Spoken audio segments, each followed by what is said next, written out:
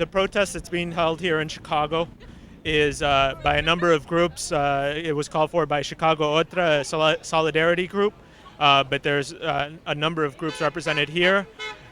It's in front of the Mexican Consulate in Chicago. I think this is the second largest. It's the second largest in the sense that it serves a very large Mexican community.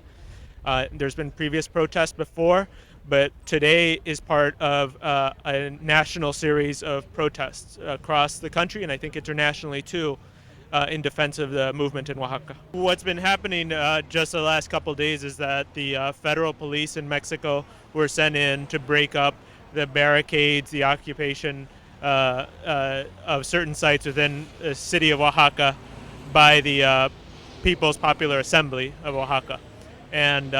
And this was after a couple of very odd votes by the Section 22 or the Local 22, which covers of the teachers. So that's the union that covers the teachers in Mexico. And specifically, I think that the entrance of the federal police happened after paramilitary forces shot several people, including an American journalist.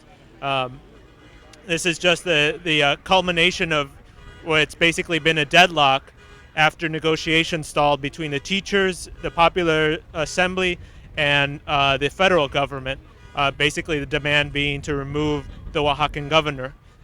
So obviously, labor has been a union has been playing a central role in this. The recent days have seen an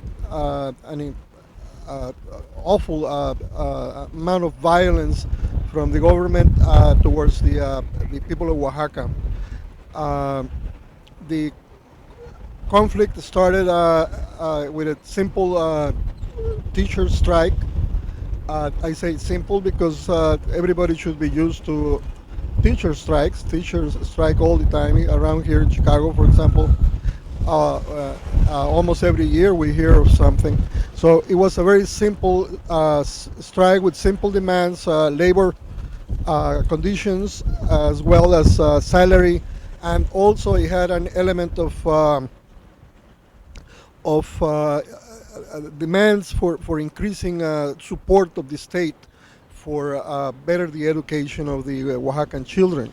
Besides it being a really protracted struggle, basically where a governor didn't want to negotiate with teachers and try to, through violent methods, break up a teacher's strike, that's been carried over into a popular struggle. But the teachers have remained involved. The strength of the teachers, especially in the city of Oaxaca in the central region, has been an example of really an effort to a democratic impulse within their union. They stopped a very strange vote that was a sort of, the union leadership tried to get them to go back to work by presenting a very confusing vote. They rejected that. And that's because there's a very strong democratic tendency within the union where delegates are held to what the local membership, the teachers in the schools actually want. They wanted to continue the strike. There was a second vote that happened over the weekend. In that vote, a slight majority seemed to have voted to return to classes.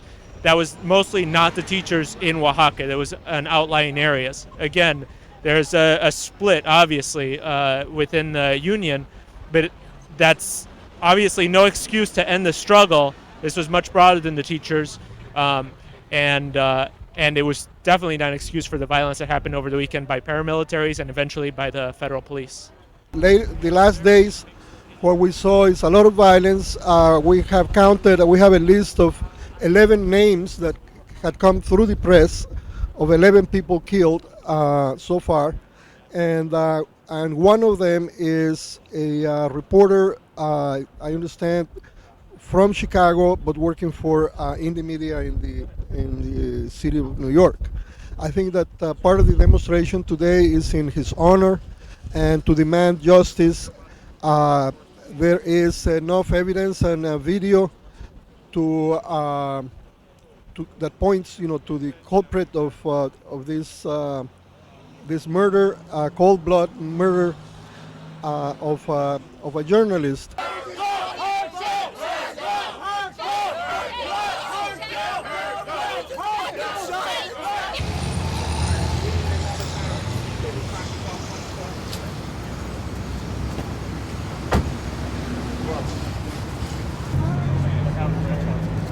It was just democratic.